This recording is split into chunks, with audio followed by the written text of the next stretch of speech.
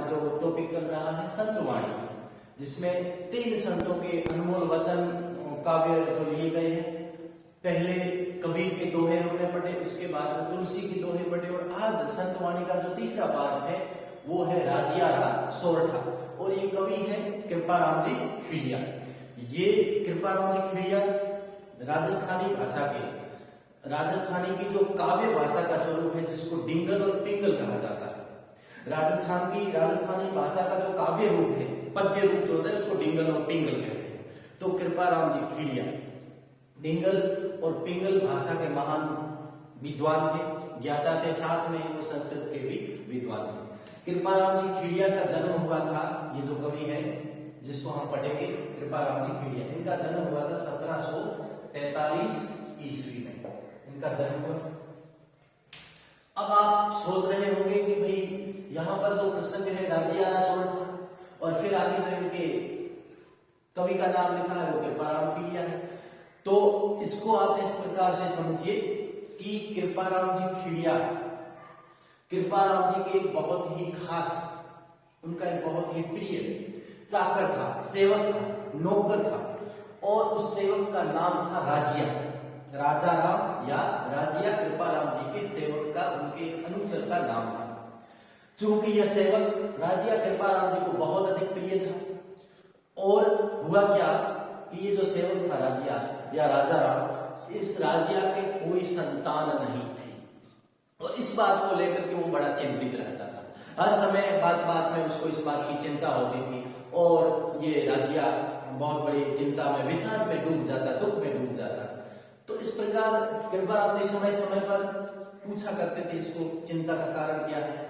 तो एक दिन जब उसने कृपाराम जी के आगे दुख भरे शब्दों में अपना दुख जो है, अपनी कहानी बयां की, तो कृपाराम जी ने कहा, क्योंकि राजिया ने कहा था कि कविराज मेरे कोई संतान नहीं है, और जबकि चूंकि मेरे कोई संतान नहीं है इसलिए मरने के बाद में मेरा नाम ही समाप्त हो जाएगा, क्योंकि व्यक्ति का नाम उसकी संतान के पीछे रहता है कि ये संतान फलाने व्यक्ति की संतान है, ये उसकी संतान है, और जब मेरी कोई संतान ही नहीं है तो मैं कैसे जाना जाऊंगा, मेरा नाम खत्म हो जाएगा दुनिया में। और ये दुख भरी कहानी जब राजिया ने अपने मालिक को कृपाराम जी को सुनाई, तो उन्होंने कहा कि हे राजिया, इस बात को लेकर के तुम्हें बिल्कुल भी चिंतित होने की जरूरत नहीं। मैं, और फिर उन्होंने कहा कि मैं तुम्हें जो है वो तुम्हारा नाम हमेशा हमेशा के लिए अमर कर दूंगा।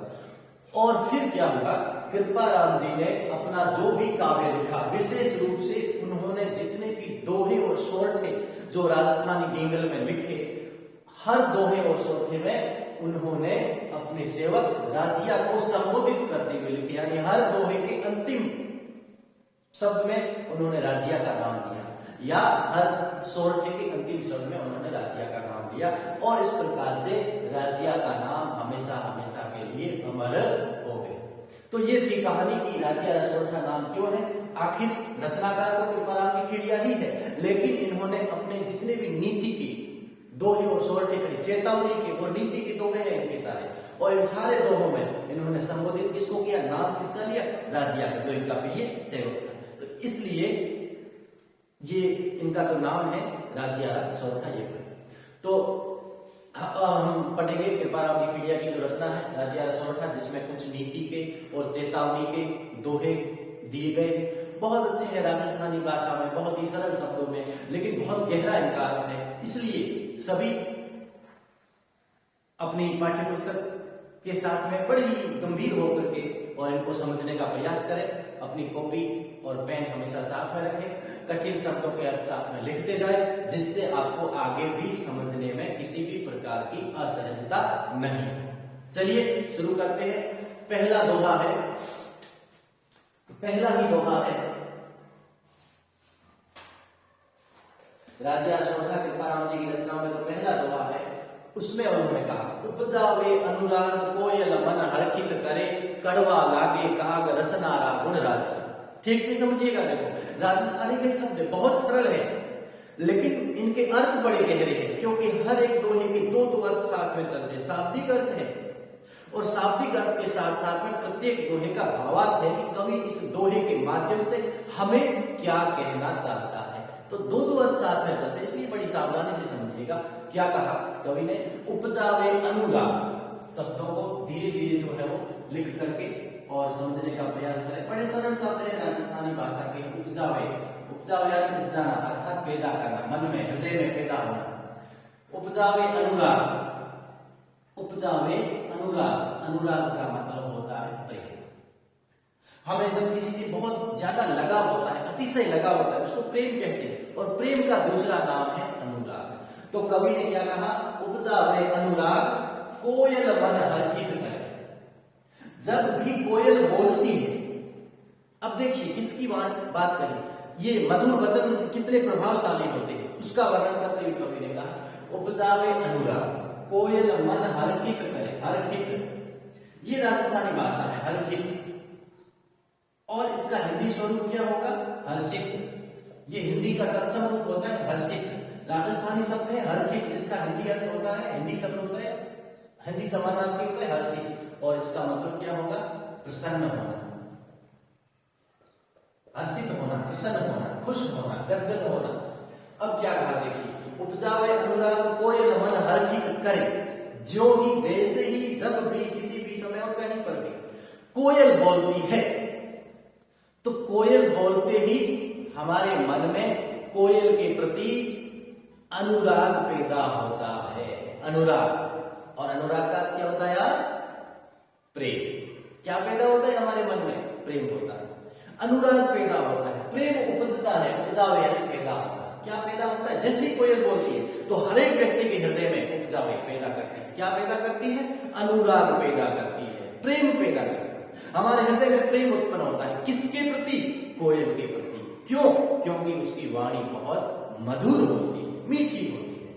कोयल का स्वर ही इतना कर्ण प्रिय होता है, कानों को इतना प्रिय लगता है कि हमारे हृदय में कोयल के प्रति प्रेम, अनुराग पैदा होता है। इसलिए कवि ने क्या कहा, उपजावे अनुराग कोयल मन हर्षित करे। और जैसे ही कोयल बोलती है, हमारे हृदय में कोयल के प्रति प्रेम पैदा होता है, और हमारा मन, कोयल मन, हमारा जो मन है हर्षित, प्रसन्न हो जाता है। कोयल मन हर्षित करे, जैसे ही कोयल बोलती है मन प्रसन्न हो जाता है, हर्षित हो जाता है, गदगद हो जाता है, और हमारे मन में, हमारे हृदय में, हमारे अंतःकरण में उस कोयल के प्रति अनुराग पैदा होता है, प्रेम पैदा होता है। और कारण क्या, कोयल की मधुर वाणी, उसकी जीभ। और अगली पंक्ति में क्या कहा, पहली पंक्ति है, उपजावे अनुराग कोयल मन हर्षित करे, हर्षित करे, कड़वा लागे काग रसना गुण राजिया। देखिए, राजिया का नाम कवि ने अमर कर दिया। राजिया चिंतित रहता था कि मेरे कोई संतान नहीं और मेरा नाम नहीं रहेगा, लेकिन कवि ने अपनी काव्य के माध्यम से उनका नाम जो है वो अमर कर दिया। तो इसलिए क्या कहा, उपजावे अनुराग कोयल मन हर्षित करे, कड़वा लागे काग रसना गुण राजिया। बस ये सब इसके करामात है, ये सब इसके गुण हैं। पहले भी सबका अर्थ बताया था, रसना अर्थात जीव। कबीर को भी जब हमने पढ़ा था, कबीर को भी पढ़ा था, उसमें भी इस प्रकार का एक दोहा आया। चलो क्या कहा, कड़वा लागे काग रसना रागन राजिया। रसना यानी जीव। अब देखो, कड़वा लागे का, कड़वा, कड़वा यानी कटु, जो अच्छा नहीं लगता है, जो कानों को अच्छा नहीं लगता है, बुरा लगता है। कड़वा लागे काग, काग में समझ गए, साधारण अर्थ है कड़वा, लागे यानी लगना, कड़वा लागे काग। और जैसे ही कौवा बोलता है हमें बहुत कड़वा लगता है, कड़वा लागे काग। किस लिए, ये सब किसका चमत्कार है, किसका जो है वो, जीव के कारण। रसना गुण राजिया, ये गुण, ये चमत्कार, ये किसका है, इस जीव का है राजिया।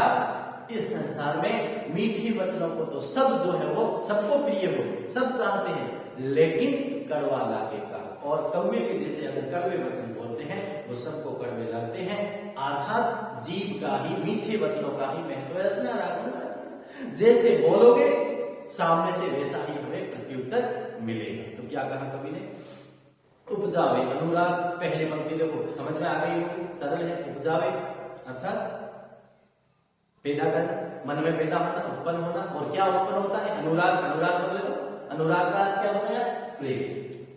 उपजावे अनुराग, अनुराग पैदा होता है, प्रेम पैदा होता है। कब, कहां, हमारे हृदय में, हमारे मन में, हमारे अंतःकरण में। और कब पैदा होता है, जब कोयल बोलती है, कोयल। और कोयल के बोलने से हृदय में तो प्रेम पैदा होता है। किसके प्रति प्रेम, किसके प्रति अनुराग, कोयल के प्रति। और मन हर्षित करे और हमारा मन जो है प्रसन्न हो जाता है। और लेकिन जैसे ही उसी जगह कोयल की जगह कौवा बोलता है तो कड़वा लगे, तो सबको कड़वा लगता है। और कवि कहते हैं ये सब तो रचना के गुण हैं, जीव के गुण हैं। वह हम एक ही समय में अच्छे हो सकते हैं तो वही हम थोड़ी देर में बुरे भी हो सकते हैं। कैसे? यदि हम संसार के लोगों के साथ में कोयल की तरह मधुरता से रहते हैं, मीठे वचन सुनाते हैं, कोयल की तरह प्रिय हो जाते हैं, सबका मन प्रसन्न हो जाता है, हम हमारे प्रति जो है वो लोगों के मन में प्रेम हो जाता है, अनुराग हो जाता है, सभी हम चाहते हैं। और यही हम कौवे की तरह सबको कड़वा बोले, बुरा बोले, अप्रिय बोले तो हम लोगों को बहुत बुरे लगने लगते हैं। और ये सब रसना राजिया कवि कहते हैं ये सब जीव के करामात है, जीव के चमत्कार है।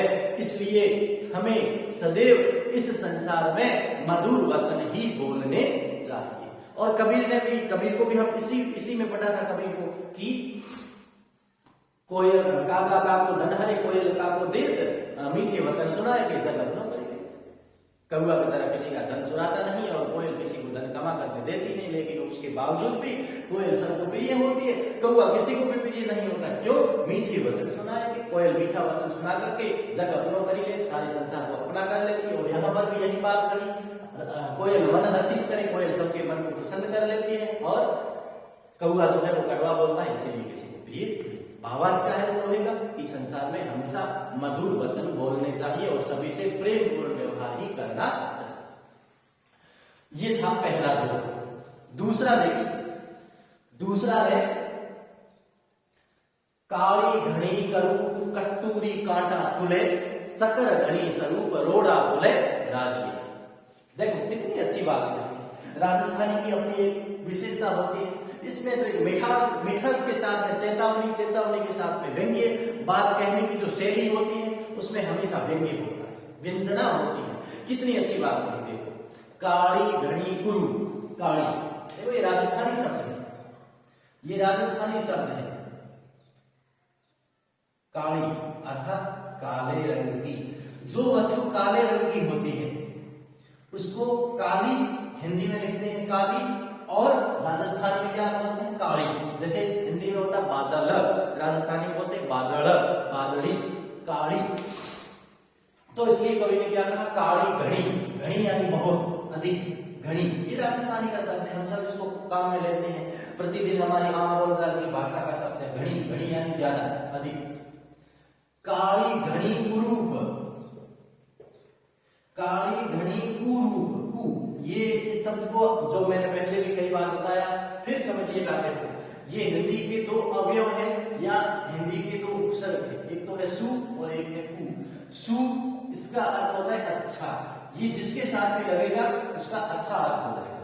और ये कु है और इस कु का मतलब होता है बुरा, ये जिसके साथ में जुड़ता है उसका अर्थ जो है वो बुरे के संदर्भ में हो जाता है। अब देखो अगर इसके साथ में सु लगता है रूप, ये मूल शब्द क्या है इसमें? देखो कु रूप में दो शब्द है, कु उपसर्ग है, मूल शब्द रूप है, रूप में कु उपसर्ग लगा। यदि रूप में सु लगाते तो सुरूप हो जाता है या स्वरूप हो जाता है, यानी जिसका रूप अच्छा है। लेकिन ये विलोम है, कु का मतलब बुरा। अब काली घड़ी कुरूप, कुरूप का मतलब कैसी? रूप की कैसी? अच्छी नहीं, बुरी, अर्थात भद्दी, जो दिखने में अच्छी नहीं हो, उसी को तो भद्दी कहते हैं, जो दिखने में अच्छी नहीं हो, जो दिखने में अच्छी नहीं हो उसको क्या कहते हैं? भद्दी कहते हैं या गुरु कहते हैं। अब देखो कवि ने क्या कहा, काली घड़ी गुरु, बहुत रंग में भी बहुत काली होती है और बहुत ज्यादा जो है वो भद्दी, दिखने में बहुत कुरूप होती है, भद्दी होती है, अच्छी नहीं होती। कौन? कस्तूरी। एक ऐसी धातु होती है कस्तूरी, एक ऐसी धातु होती है कस्तूरी जो दिखने में बहुत कुरूप होती है, बहुत भद्दी होती है और रंग की भी बिल्कुल एकदम काली। अब मानव का स्वभाव है, गोरा रंग सबको पसंद होता है, सुंदर रूप है वो सबको पसंद होता है। लेकिन यहां पर कवि किसकी बात कर रहा है कि कस्तूरी जो होती है धातु वो दिखने में काली घड़ी, बहुत अधिक काली होती है और साथ ही कुरूप, रूप में भी अच्छी नहीं होती है। काली घड़ी कुरूप कस्तूरी कांटा तो है, लेकिन उसके बावजूद भी जो कस्तूरी धातु होती है उसको जब तोलते हैं तो कांटों से तोलते हैं। कांटे का मतलब क्या होता है? कांटे का मतलब होता है अमूल्य वस्तुएं जो होती है या जो बहुत अधिक मूल्यवान वस्तुएं होती होती है जिन मूल्यवान वस्तुओं को तोलने के लिए बहुत बड़े बड़े बाट लोहे के काम में नहीं लिए जाते हैं। एक छोटी सी तुला होती है, बिल्कुल छोटी तुला, जिसको कांटा कहते हैं, बिल्कुल जिसमें पाई पाई का हिसाब होता है। जैसे हम बड़ी चीजों को किलो में खरीद लेते हैं, kilogram, 2 kilogram, 5 kilo, 50 kilo, 100 kilo, लेकिन ये जो छोटी छोटी चीजें, छोटी छोटी का मतलब क्या हुआ, ऐसी बहुमूल्य चीजें, बहुत कीमती चीजें जो होती है, जैसे आपने सुना होगा कभी सोना खरीदते, कभी सुना किलो में 5 किलो सोना ले लिया, हमारे लिए संभव नहीं। उसको जैसे सोना है 1 तोला, आधा तोला, पाव तोला, है ना, उसकी मात्रा होती है रति, आनी, उसी प्रकार की सोना तो फिर भी इतना बहुमूल्य नहीं है, लेकिन जो कस्तूरी है उसकी तो एक अपनी ही विशेषता, इतनी महंगी होती है कि, और लेकिन दिखने में बहुत ही काली भद्दी, लेकिन उसका महत्व देखो, उसका गुण क्या होता है, वो ऐसे ही बोरों में भर भर के नहीं दी जाती है। कस्तूरी कांटा तोले, एक पाई पाई तोल करके, एक एक ग्राम, ग्राम का 100वां भाग जो है उसको भी तोल करके दिया जाता है। अर्थात यहाँ पर कांटा तोले का मतलब क्या है, बहुत अधिक मूल्यवान होती है। और यहाँ मूल्यवान का मतलब क्या है, वो कस्तूरी इतनी गुणकारी, इतनी असरकारी होती है कि बिल्कुल नहीं के बराबर है सृष्टि में, और है भी तो वो मुश्किल से मिलती है, अलभ्य है, हर जगह सुलभ नहीं है, और इसलिए उसका महत्व है। अगली पंक्ति देखिए, समझ में आएगा। शक्कर घड़ी, सकर घड़ी स्वरूप रोड़ा तोले। दो वस्तुओं की तुलना की देखो, एक तो रंग की भयंकर काली होती है कस्तूरी, यहाँ 2 वस्तुओं की तुलना की देखो, एक है कस्तूरी, कस्तूरी एक बहुमूल्य धातु, कस्तूरी होती है एक बहुमूल्य धातु, लेकिन वो होती कैसी है, रंग की बहुत ही काली और दिखने में भद्दी कुरूप। दूसरी वस्तु है शक्कर, सबने देखी है शक्कर, है ना, लेकिन शक्कर हम बोलते हैं, जिसको चीनी बोलते हैं, शक्कर बोलते हैं, खाने में मीठी चुकन्ने आदि से बनती है। शक्कर घड़ी स्वरूप, घड़ियां भी बहुत अधिक स्वरूप। अब देखो ये कुरूप का विलोम है, कुरूप इसका ठीक विलोम है क्या, स्वरूप। राजस्थानी में स्वरूप, हिंदी में होता तो स्वरूप, राजस्थानी में स्वरूप, ये ऑप्शन, अर्थात अच्छी, अच्छी किसमें, दिखने में अच्छी, दिखने में अच्छी, अर्थात दिखने में कैसी, सुंदर।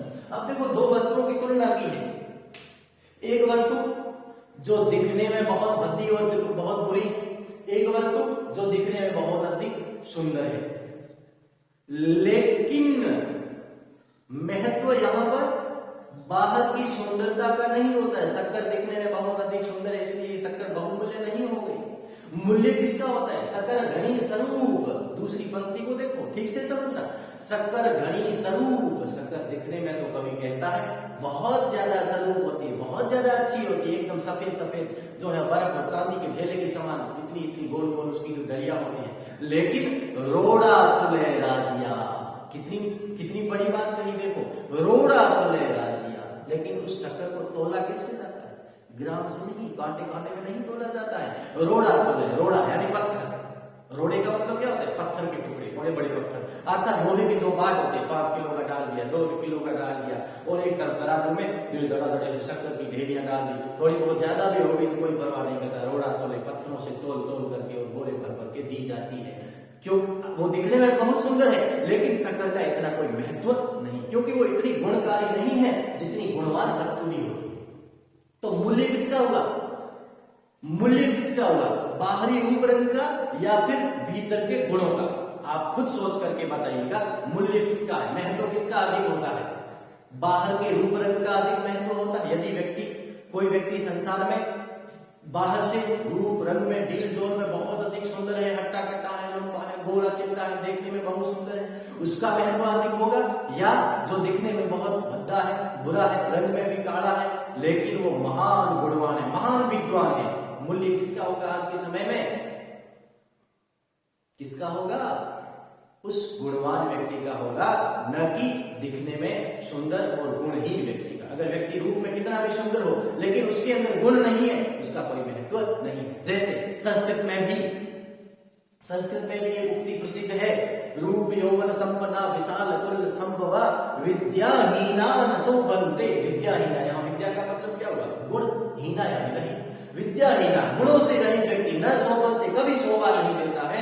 निर्गंधा किस्म का, जैसे रोहिणी का फूल होता है, रोहिणी एक वृक्ष होता है जिसका फूल दिखने में इतना सुंदर होता है, इतना सुंदर होता है, लेकिन निर्गंधा, उसमें कोई सुगंध नहीं होती, सुगंध रहित पुष्प है। अरे फूल का तो महत्व ही सुगंध से है, जब सुगंध ही नहीं है तो फूल लेकिन किस काम का? तो जिस प्रकार वो टेसू का फूल, रोहिणी का फूल सुगंध रहित फूल होता है, उसका कोई मूल्य नहीं होता है, ठीक उसी प्रकार गुणहीन व्यक्ति का कोई मूल्य नहीं होता है। तो यहाँ पर शक्कर दिखने में तो बहुत सुंदर है, लेकिन इसका कोई मूल्य नहीं है। और कस्तूरी काली घड़ी दिखने में बहुत भद्दी होती है, लेकिन वो बहुत अधिक जो है वो गुणवान होती है, इसीलिए उसका महत्व है। तो कवि ने इस दोहे के माध्यम से क्या कहा कि संसार में केवल गुणवान लोगों की कद्र होती है, गुणवान लोगों का, गुणी जनों का महत्व है, दिखने में सुंदर लेकिन मूर्ख और गुणहीन व्यक्तियों का कोई महत्व नहीं है। ये इस दोहे का मूल भाव है। इस दोहे का सारांश क्या है कि शरीर से सुंदर दिखने वाले लेकिन गुणों से रहित व्यक्ति का कोई महत्व नहीं होता है। इस संसार में पूजा किसकी की जाती है, कद्र किसकी की जाती है, गुण महत्व किसका होता है?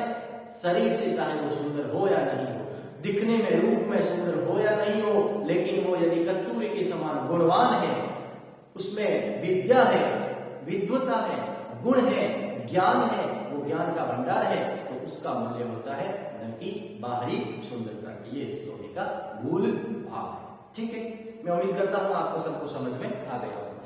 फिर भी क्योंकि यहाँ पर फिजिकली क्लास नहीं हो रही है, इसलिए आप लोग सोच रहे होंगे ये थोड़ा सा समझ में नहीं आया, समझने में कहीं पर भी दुविधा हो, कहीं पर भी दुविधा हो तो आप मेरे इस चैनल पर जब आप इसको देखते हो तो नीचे कमेंट बॉक्स में जिस भी प्रकार की समस्या हो, प्रॉब्लम हो, कमेंट कीजिएगा और संभव होगा जहां तक मैं आपका उसी समय जो है वो समस्या का समाधान करूंगा, नहीं तो क्लास में करूंगा, लेकिन आप जो है वो समझने का प्रयास करेंगे। चलिए आगे चलते हैं। अगला दोहा है, अगला दोहा है, डूंगर जड़ती लाए जोवे सारो ही जगत पर जड़ती निज पाए रति न सूझे राजिया। देखिए नीति की बातें, कवि ने नीति की बातें करी, लोगों को चेतावनी भी दी। अब देखिए इस दोहे में क्या कहा, डूंगर जड़ती लाए, डूंगर ये राजस्थानी भाषा के शब्द है, मैं उम्मीद करता हूं सबको जो है वो ये शब्द समझ में आ रहे होंगे। डूंगर जड़ती लाए जोवे सारो ही जगत, डूंगर डूंगर ये राजस्थानी भाषा का शब्द है। देखिए बहुत कुछ आपने सुना होगा, बोला भी होगा, डूंगर अर्थात पर्वत, पहाड़, दूर। डूंगर जलती लाए, जलती यानी जलती हुई, राजस्थानी का शब्द है जलती यानी जलती हुई। क्या लाए, लाए यानी अग्नि, आग की लपटें, आग की लपटें। जब आग लगती है तो चारों ओर जो लपटें उठती है उसको राजस्थानी भाषा में लाए कहते हैं। डूंगर जलती लाए, कवि ने क्या कहा, पहाड़ पर यदि आग लग गई तो उस आग को, उस आग की लपटों को जोवे, जोवे यानी देखना, जोवे का मतलब क्या है, देखना। राजस्थानी में देखने को क्या कहते हैं, जोवे। जोवे सारो ही जगत, सारे लोग देखते हैं। पर्वत पर आग लग रही है, उसको सारे लोग आसानी से देखते और सब कहते देखो देखो देखो वहां आग लग गई, वहां आग लग गई, देखो वो देखो पहाड़ पर आग लग रही, वो देखो वहां पर आग लगी हुई है। डूंगर जलती लाए जोवे सारो ही जगत पर, और अगली पंक्ति में क्या कहा, पर जलती निज पाए रति न सूझे राजिया। पर जलती निज पाए, निज निज अपने स्वयं के, और पाए, पाए का मतलब पैरों में, पर जलती निज पाए, लेकिन खुद के पैरों में जो आग जल रही है, रति न सूझे, रति न बिल्कुल भी, बिल्कुल बिल्कुल भी, अर्थात किसी को जरा सी भी न सूझे, न सूझे, शब्दों को ठीक से समझिएगा, न सूझे यानी दिखाई नहीं देती है, न सूझे दिखाई नहीं देती है। पर जलती निज पाए रति न सूझे राजिया, कवि ने कहा ये राजिया, यह संसार कैसा है देखो कि सबको दूर तरफ जो पहाड़ में आग लग रही है, दूर तरफ वो तो दिखाई देती है, लेकिन खुद के पैरों में जो आग जल रही, पर जलती निज पाए, स्वयं के पैरों में जो आग उठी है, जो आग लगी है, रति न सूझे, वो तो बिल्कुल दिखाई ही नहीं देती है। ये तो इस दोहे का शाब्दिक अर्थ है, लेकिन इस दोहे के शाब्दिक अर्थ से कोई लेना देना नहीं। अब इसका भावार्थ क्या है, कवि ने कहा इस भावार्थ को समझिएगा, तसल्ली से समझिएगा इस दोहे का भावार्थ, है ना, दिमाग को थोड़ा ठंडा करके समझिएगा। पर जड़ती, पहली पंक्ति में क्या कहा, डूंगर जड़ती लाए जो वैसा ही जगत। यहाँ पर इसका सीधा सीधा जो भावार्थ क्या है कि आजकल के संसार के लोग, सांसारिक लोग, हम सब पड़ोस के घर में अगर झगड़ा हो रहा है, कलह हो रही है, तो आराम से देखते हैं, सुनते हैं। और हम सब लोग डूंगर जड़ती लाए जो वैसा हो, और हम सब लोग दूसरों की कमियां हमेशा निकालते रहते हैं, जो वैसा वही जगत। दूसरे लोगों में दोष और कमियां निकालते ही रहते हैं। इसका यह अर्थ हुआ, जो वैसा वही जगत। सारा संसार हमेशा दूसरों की कमियां निकालता है, जिसको डूंगर जड़ती लाए कहा, दूसरों की कमियां तो निकालता है। पड़ोस में झगड़ा हो रहा है, सब उसकी कमियां निकालते हैं। देखो पड़ोसी कितने गंदे हैं, आपस में हर समय झगड़ते ही रहते हैं, झगड़ना नहीं चाहिए, क्यों झगड़ते हैं, क्लेश अच्छा नहीं होता है, घर में हमेशा जो है वो प्रेम भाव रहना चाहिए, ऐसी बातें भी करते हैं। डूंगर जड़ती लाए जो वैसा, और सारे लोग हैं, अर्थात लोग हमेशा दूसरों की कमियों को तो खूब देखते हैं, दूसरों की कमियां, दूसरों के दोष खूब निकालते हैं।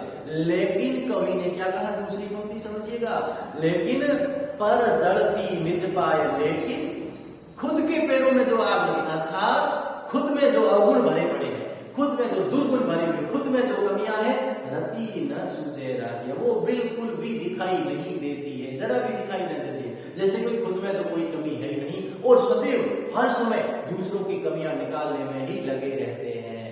पर जड़ती डूंगर जड़ती लाए, दूर तलक जो आग लगी हुई है उसको तो सब देखते हैं, अर्थात दूसरों की कमियां तो हर समय सारे निकालते रहते हैं, और पर जड़ती नहीं पाए, लेकिन खुद में जो अवगुण भरे पड़े, खुद में जो कमियां ही कमियां भरी पड़ी, दोष और विकार भरे पड़े हैं, रति न सूझे, वो तो रति भर की दिखाई नहीं देते।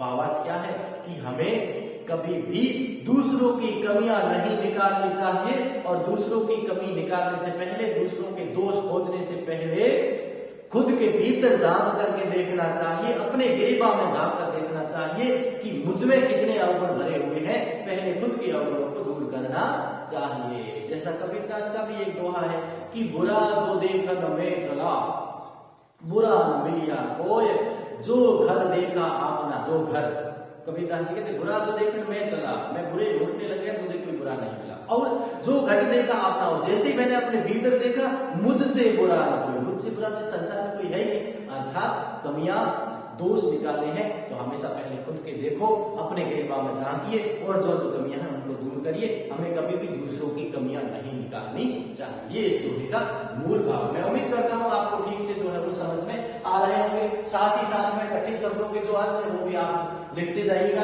जिससे आपको आगे भी समझने में सुविधा है। फिर देखिए अगला दोहा है, बहुत अच्छा है अगला दोहा भी, मतलबरी मनवार चुपके लावे चूरमो, और बिन मतलब मनवार राब न पावे राजिया। लो, ये दुनिया कितनी स्वार्थी है। अब स्वार्थ की बात हुई है यहां पर, दुनिया कितनी स्वार्थी है। मतलबरी मनवार यानी मनुहार, ये भी राजस्थानी भाषा का शब्द है, समझते होंगे आप सब। मनवार करना यानी मनुहार करना, आग्रह करना, बार बार आग्रह करना, विनती करना कि लो थोड़ा सा और ले लो। जब हम किसी के भोजन करने जाते हैं ना, तो क्या है, बड़ी मनोहार से, मनवार से, नहीं थोड़ा सा और, थोड़ी सी मिठाई और ले लो, थोड़ा ये लो, हलवा ले लो, ये मनोहार करते हैं। लेकिन कवि ने क्या कहा, आजकल जो लोग हैं वो सब मतलब ही मनवार, मतलब ही मनवार, मतलब का मतलब क्या है, स्वार्थ। ये सारी जो है वो स्वार्थ की मनवार है। किसी ने, हर व्यक्ति को जो है वो कोई ना कोई स्वार्थ होता है, और स्वार्थ के कारण ही वो चाटुकारिता करता है, चापलूसी करता है, आपको मनोहार करता है, बार बार आग्रह कहता है, मेहमानबाजी के लिए कहता है कि घर पधारिए, ये कीजिए, वो कीजिए। इसका मतलब सावधान हो जाइए, ये व्यक्ति आपके सम्मान के लिए नहीं कह रहा है, वो जो आपको मनोहार कर रहा है, जो आप निमंत्रण दे रहा है, उसके पीछे उसका कोई ना कोई मतलब है, और अर्थात उसका कोई न कोई स्वार्थ है। मतलबरी मनवा चुपके लावे चूरमो, और जब तक व्यक्ति का स्वार्थ होता है तब वो चुपके से भी ला करके और चूरमो। अब चुपके शब्द से सब आप वाकिफ होंगे, राजस्थानी भाषा का बहुत फेमस शब्द है, हमारे घरों में इसको बहुत अधिक काम में लिया जाता है, खाद्य पदार्थ है। और चूरमो, जिसका मैं क्या अर्थ लिखूं, एक स्वादिष्ट स्वादिष्ट खाद्य पदार्थ, एक प्रकार की मिठाई ही समझो, है ना। लेकिन जो बाजार में नहीं बनती, हम जो है वो घरों में बनाते हैं, है ना। जैसे बाटी वगैरह बनाते हैं, उसको कूट करके और फिर उसको घी में और शक्कर में मल करके वो जो बनाया जाता है व्यंजन, उसको चूरमा बोलते हैं, है ना। अच्छा स्वादिष्ट व्यंजन होता है। तो कवि ने क्या कहा, मतलब बड़ी मनुवार। अगर कोई आपको मनुवार कर रहा है तो उसके पीछे उसका कोई स्वार्थ है। ये संसार पूरा स्वार्थ है, स्वार्थ से भरा हुआ है। चुप के अलावा अगर आपसे किसी को गरज है, आपकी किसी को जरूरत है, तो आपको बहुत अधिक मनुहार करेंगे और भोजन में चूरमा आदि परोसेंगे। यहाँ चूरमे का मतलब केवल चूरमा से नहीं है, यहाँ चूरमे का मतलब क्या है, वो आपकी बहुत अधिक चापलूसी करेंगे, चाटुकारिता करेंगे, जी हजूरी करेंगे, क्योंकि उस जी हजूरी के पीछे उनका कोई न कोई स्वार्थ है। मतलब बड़ी मनुआ, चुप के अलावा चूरमो। और दूसरी पंक्ति में क्या कहा, बिन मतलब मनवा, बिन मतलब बिना स्वार्थ।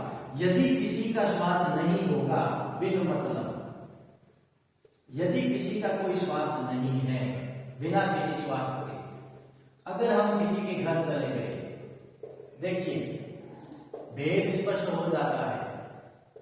यदि हम किसी के घर गए, मान लो कि हम कहीं रास्ते में जा रहे हैं, है ना, बीच में अपने गंतव्य तक नहीं पहुंच गए, रात हो गई, साधन नहीं मिला और गांव में किसी परिचित के घर या अपरिचित के घर या परिचित के घर रुक गए, और जिस घर में हम गए उसके घर के लोगों का हमसे कोई मतलब नहीं, यानी हमसे कोई स्वार्थ नहीं, यानी हमसे उन लोगों को अगर कोई फायदा नहीं हो रहा है, तो वे हमें चूरमा ला करके नहीं खिलाएंगे मनुहार करके। कवि ने क्या कहा, बिन मतलब मनुहार, बिन मतलब मनुवार, बिना मतलब मनवार तो दूर रही, राब न पावे राजिया, राब।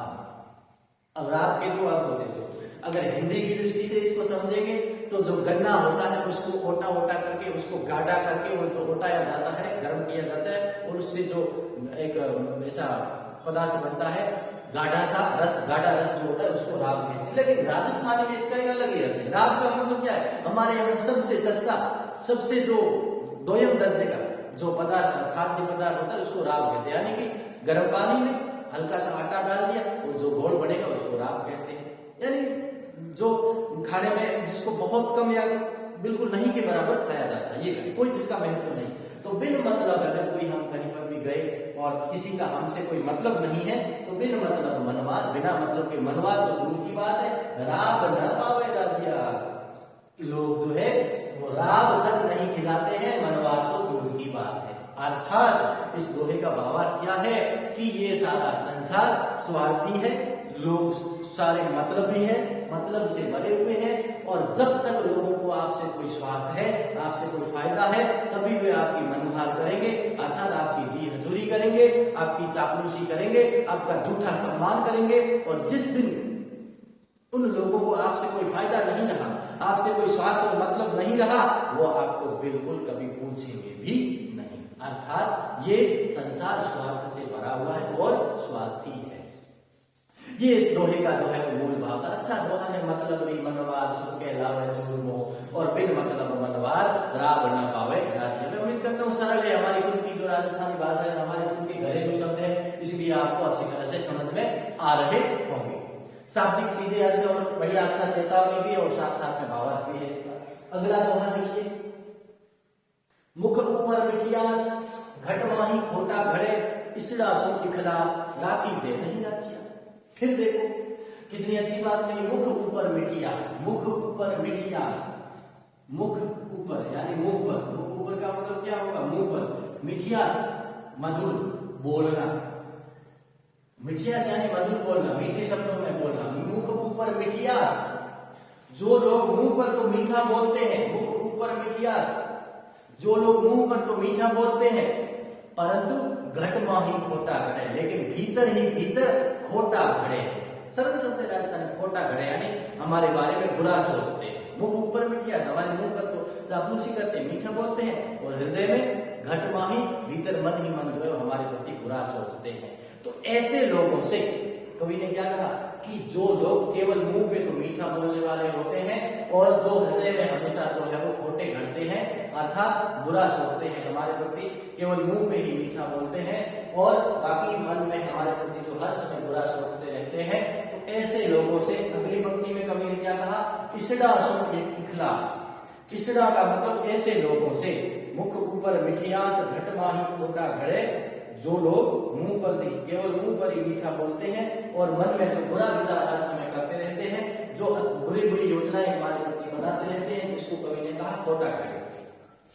तो ऐसे लोगों से, फिर अगली पंक्ति में क्या कहा, इसड़ा सुन इखलास। ऐसे लोगों से कभी भी, कवि ने कहा कि इखलास नहीं रखी जा सकती है। इसड़ा सुन, इसड़ा यानी ऐसे लोगों से, और इखलास का मतलब क्या होता है, इखलास का मतलब होता है मित्रता। इसड़ा सुन इखलास राखी जे नहीं राखिया। अब इसको समझिए कि जो लोग मुंह पर तो मीठा बोलते हैं और घट माही, हृदय में खोटा घड़े, खोटा घड़े, मुख ऊपर मिठियास घट माही खोटा घड़े। खोटा घड़े का मतलब क्या है, बुरा सोचना। खोटा घड़े का अर्थ क्या होगा, बुरा सोचना। जो मन में हमारे प्रति बुरी सोच रखते हैं और मुंह पर हमसे मीठा बोलते हैं, घट माही खोटा घड़े, इसड़ा सुन इखलास। इसड़ा ये राजस्थानी का शब्द है, टिंगल का शब्द है। इसड़ा अर्थात ऐसे लोगों से, ऐसे लोगों, और सुन का मतलब क्या है, इसड़ा सुन यानी ऐसे लोगों से। इखलास, ये इखलास है। इसड़ा सुन इखलास, इखलास यानी प्रेम या मित्रता। इसड़ा सुन इखलास, ऐसे लोगों से कभी भी प्रेम पूर्ण व्यवहार या मित्रता राखी जे। राखी जे, राखी जे का मतलब क्या है, रखना। लेकिन कवि ने क्या कहा, राखी जे न राजिया। ए राजिया, ऐसे लोगों से कभी भी मित्रता नहीं करनी चाहिए। एक तो इसका अर्थ यह हो गया कि जो लोग मुंह पर तो मीठा बोलते हैं और हृदय में बुरा विचार रखते हैं, हमारे प्रति बुरा सोचते हैं, ऐसे लोगों से कभी भी मित्रता नहीं करनी चाहिए या नहीं रखनी चाहिए। जो दुष्ट प्रवृत्ति के लोग हैं, जो हमारे प्रति बुरा सोचते हैं, हमारे प्रति ही नहीं, जिनके हृदय में हर समय बुरी बुरी योजनाएं ही आती रहती है, यानी जिनकी सोच अच्छी नहीं है, ऐसे लोगों से कभी भी कवि कहते हैं कि मित्रता या प्रेम नहीं रखना चाहिए। और दूसरी बात, इसका ये भी अर्थ हो सकता है कि जो लोग मुंह पर तो मीठा बोलते हैं और अंदर जो है वो बुरा सोचते हैं, घट माही खोटा घड़े, इसड़ा सुन इखलास राखी जाए नहीं। ऐसे लोगों से मित्रता रखी ही नहीं जा सकती है, चाहे कितना भी प्रयास करो। जिसका मन नहीं मिलता है उनसे कभी मित्रता नहीं रखी जा सकती है। तो दोनों अर्थ है, लेकिन ले दे के इसका भावार्थ क्या है, कवि ये कहना चाहते हैं कि जो लोग केवल मुंह पर मीठा बोलते हैं और मन में हर समय जो है वो बुरी योजनाएं जिनके मन में चलती रहती है, बुरा विचार जो रखते हैं, घट माही खोटा घड़े, इसड़ा सुन इखलास, ऐसे लोगों से कभी भी मित्रता नहीं रखनी चाहिए, क्योंकि ऐसे लोगों की संगति करने से हमें नुकसान ही होगा, कभी किसी भी प्रकार का कोई फायदा नहीं होगा। संगति का असर है। अगला दोहा है, साचो मित्र सचेत कयो काम न करे किशो, हरि अर्जन रहे रथ कर हाक्यो राज। लो साहब, कितनी अच्छी बात कही, देखिए कितना अच्छा दोहा कहा। साचो मित्र सचेत, साचो मित्र अर्थात सच्चा मित्र। साचो, साचो यानी सच्चा मित्र, जो वास्तविक हकीकत में जो मित्र होता है, क्योंकि सच्चे मित्र की पहचान क्या होती है कि वो संकट में काम आए, दुख में काम आए। सच्चे मित्र की यही तो पहचान होती है कि वो दुख में काम आए। और दूसरा, सच्चे मित्र की क्या पहचान होती है कि वो कभी भी अपने मित्र के साथ में भेदभाव नहीं करता है, ऊंच नीच नहीं रखता है, और अपने मित्र का किसी भी प्रकार का कार्य हो वो बिना संकोच के, बिना कोई किस्सा क्रोध किए कर देता है। यही सच्चे मित्र की पहचान है। और मानस में तुलसीदास ने भी कहा है, धीरज धर्म मित्र करुणारी आपद काल पर खिले जाए। आपद काल, संकट के समय, आपद यानी आपत्ति अर्थात संकट, संकट के काल में परखिए चाहे, इन चारों की परीक्षा होती है। किसकी? धीरज धर्म मित्र करुणारी, सच्चे मित्र की, सच्ची या पतिव्रता पत्नी की, धैर्य की और धर्म की जो है वो असली परीक्षा कब होती है? संकट में। चलो हम दोहे बनाते हैं। और क्या कहा? साचो मित्र सचेत, जो सच्चा मित्र होता है, साचो मित्र अर्थात सच्चा मित्र, जिसमें जो झूठ बनावटी मित्र नहीं होता है, जो स्वार्थी मित्र नहीं होता है, साचो मित्र, सच्चा मित्र जो होता है, सचेत कयो काम न करे किसो, कयो काम न करे किसो। ये एक ही स्लाइड का इस प्रकार से समझो। कवि कहते हैं कि वास्तव में जो सच्चा मित्र होता है वो अपने मित्र का कयो काम, किसी भी प्रकार का काम कर देता है, वो हर समय तत्पर रहता है। सचेत, साचो मित्र सचेत, सचेत, सचेत का मतलब क्या है? तत्पर रहता है। तत्पर या तैयार रहता है, तैयार किसी भी काम को करने के लिए, कईयों काम, किसी भी प्रकार का काम करने के लिए तत्पर रहता है और न करे, नहीं करता है क्या, किसो, क्रोध नहीं करता है, छोटे मोटे की बात नहीं करता है, यहाँ किसो का मतलब होगा वो ये नहीं करता है, तर्क वितर्क नहीं कहता है, नहीं ये तो छोटा काम है, ये मेरे लेवल का, मेरे स्तर का काम नहीं है, मैं बड़ा आदमी हूँ, इस प्रकार से काम कर, ये निम्न लोगों का काम है, ऐसी बातें कभी भी सच्चा मित्र जो है वो नहीं करता है। इसलिए कवि ने क्या कहा, साचो मित्र सचेत, सच्चा मित्र जो होता है वो हर समय अपने मित्र का काम करने के लिए तत्पर रहता है, तैयार रहता है और किसी भी प्रकार का कार्य करने के लिए हर समय तत्पर होता है, कभी भी तर्क वितर्क नहीं करता है, कभी भी कार्य करने में आनाकानी नहीं करता है। ये नहीं कहता है अपने मित्र को कि नहीं मित्र मैं ये काम तो नहीं करूंगा, ये तो नीचा काम है, कभी ऐसा नहीं करता। इसलिए क्या कहा, न करे किसो, कभी किस्सा नहीं करता है। समझ में आ गई होगी पहली पंक्ति, साचो मित्र सचेत, है ना, सच्चा मित्र जो होता है वो हर समय तत्पर रहता है और किसी भी प्रकार का कार्य है उसको करने के लिए तैयार है। जैसे उदाहरण देकर के कवि ने क्या समझाया, जैसे हरि अर्जन रहे, हरि, हरि का मतलब यहां पर क्या होगा, वैसे हरि का अर्थ ईश्वर होता है, लेकिन यहां इस प्रसंग में हरि का अर्थ क्या होगा, श्री कृष्ण। किसके लिए, अर्जन रहे, अर्जुन के लिए, रहे, हरि अर्जन रहे, हेत का मतलब क्या है, के लिए, किसके लिए, अर्जन, अर्जुन के लिए। जैसे श्री कृष्ण ने अर्जुन के लिए रथ कर हाथ की ओर दिया। जब महाभारत का युद्ध हुआ तो सारे लोगों ने अपना अपना कार्य किया, कोई सेनापति बने, कोई प्रधान सेनापति बने, कोई छोटी सेना वाहिनी के सेनापति प्रमुख बने, कोई किसी को क्या पद मिला, किसी, लेकिन और चूंकि उस महाभारत के काल में, उस महाभारत के युद्ध में अगर कोई महानायक था, सबसे बड़े व्यक्ति अगर कोई थे तो वो श्री कृष्ण थे। लेकिन इतना बड़ा होने के बावजूद भी श्री कृष्ण ने महाभारत में कोई किसी का सेनापति बनने की मांग नहीं रखी थी, क्योंकि वो सच्चे मित्र थे। और सच्चे मित्र की क्या पहचान होती है कि वो हर समय अपने मित्र का काम करने के लिए तत्पर रहता है। जैसे ही अर्जुन को शंका हुई कि मुझे और तो किसी काम चीज की कमी नहीं है, मैं महान योद्धा हूँ, महान धनुर्धर हूँ, दुनिया का श्रेष्ठतम धनुर्धर हूँ, मेरे पास में दिव्यास्त्रों की कमी नहीं है, लेकिन अर्जुन को कहीं न कहीं उस महाभारत के विशाल और धर्म युद्ध में एक कुशल और एक निपुण सारथी की कमी महसूस हुई। सारथी है ना, जो रथ हाँकने वाला होता है उसको सारथी कहते हैं, बहुत निम्न दर्जे का काम, इस एक प्रकार से लोग समझे थे। लेकिन अर्जुन को जैसी कमी महसूस हुई, अर्जुन ने अपने प्रभु से, अपने सखा से, अर्जुन और कृष्ण की मित्रता की जो मिसाल दी जाती है, इसलिए अर्जुन ने अपने मित्र से जब ये शंका प्रकट की तो साचो मित्र सचेत, भगवान श्री कृष्ण तुरंत तैयार हो गए। किस काम के लिए, कि महाभारत के युद्ध में अर्जुन का रथ हाँकने के लिए। इसलिए क्या कहा, हरि अर्जन रहे, जैसे भगवान श्री कृष्ण स्वयं ने अपनी मित्रता निभाने के लिए, मित्र का जो धर्म होता है उसका निर्वाह करने के लिए अर्जुन का रथ तक जो है वो महाभारत युद्ध में उन्होंने हाँका था, चलाया। इसलिए व्यक्ति चाहे कितना भी बड़ा क्यों न हो, लेकिन मित्रता में ऊंच नीच नहीं देखी जाती, ये बात। अर्थात सच्चे मित्र की क्या पहचान होती है, यहाँ पर कवि ने क्या बताया, इस दोहे का भावार्थ क्या, सच्चे मित्र की पहचान क्या होती है कि वो सच्चा मित्र वही होता है जो अपने मित्र का किसी भी प्रकार का कार्य हो उसको करने के लिए हर समय तत्पर रहता है, तैयार रहता है। यही सच्चे मित्र की पहचान है।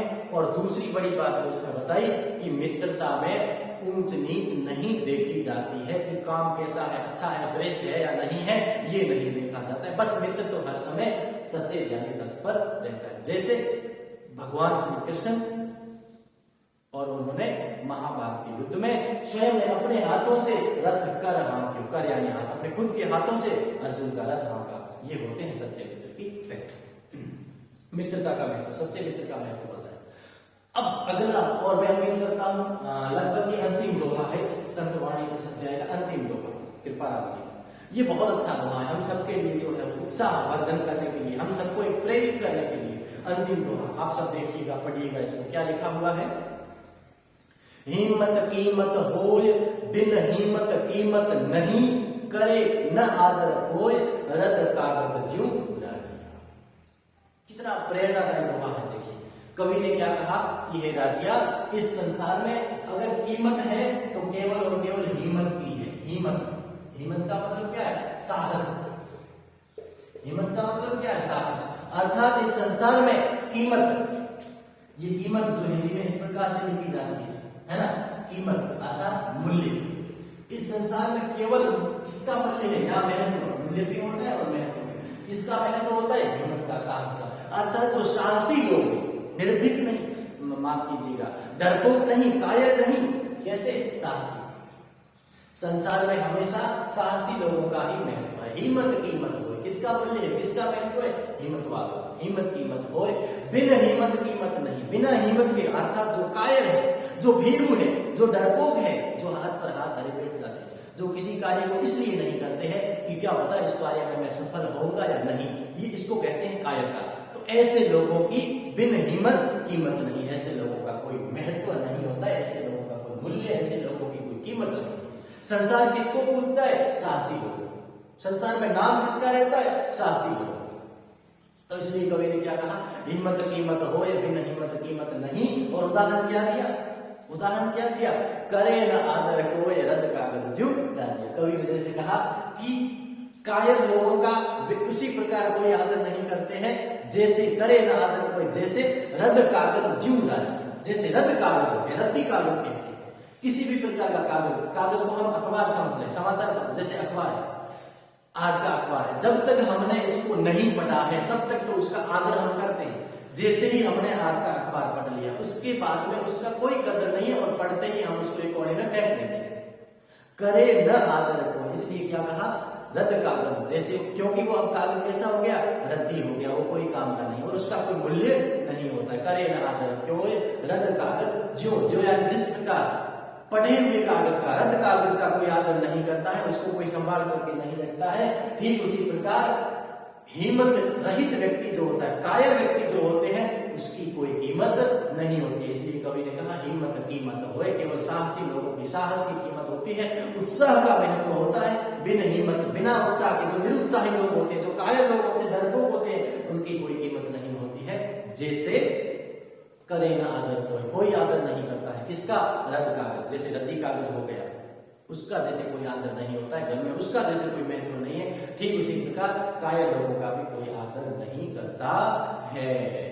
तो कवि के कहने का उद्देश्य क्या है कि हमें सदैव जीवन में चाहे कितनी ही परिस्थितियां प्रतिकूल हो जाए, कितना भी हमारे जीवन में संकट आ जाए, लेकिन हमें कभी भी हिम्मत नहीं हारनी चाहिए, हौसला नहीं खोना चाहिए, उत्साह नहीं कम होना चाहिए। हमारे अंदर भीतर का जो उत्साह है, जो जोश है, जो साहस है, वो सदैव बने रहना चाहिए। संकट एक न एक दिन कट जाएगा और अगर हम हार करके बैठ गए तो रद्दी कागज के समान कोई भी हमारा आदर नहीं करेगा। इसलिए हमेशा साहस के साथ में जीवन में आने वाली चुनौतियों का सामना करते हुए और प्रतिदिन जो है वो आगे बढ़ते रहना चाहिए। हिम्मत कीमत होए और बिन हिम्मत कीमत नहीं। तो ये अनिवार्य हिंदी का जो पहला अध्याय था संतवाणी, जिसमें 3 संतों की वाणी थी, कबीरदास, तुलसीदास और कृपाराम जी खेड़िया। तीनों के अध्याय जो है वो हमने पढ़े।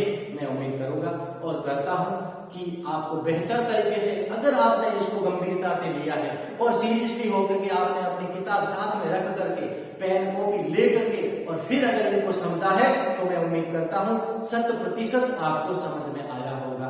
किसी भी प्रकार की शंका के लिए, किसी भी प्रकार की कोई आपकी प्रॉब्लम हो, किसी भी प्रकार की कोई क्वेरी हो यानी प्रश्न हो, तो आप मुझे मेरे फोन नंबर से संपर्क कर सकते हैं, कमेंट बॉक्स में कमेंट कर सकते हैं। मैं आपकी समस्या का समाधान करूंगा और अगला पार्ट जब तक मैं लेकर के आऊंगा तब तक आप जो है वो इस आज का जो हमने टॉपिक पढ़ा है और 2 इससे पहले जो हमने पढ़े हैं, इस पूरे अध्याय को ठीक से और बहुत अच्छी तरीके से सीरियस होकर के और पढ़ेंगे, जिससे यह आपको पूरा अच्छी तरह से जो है वो समझ में आ जाए।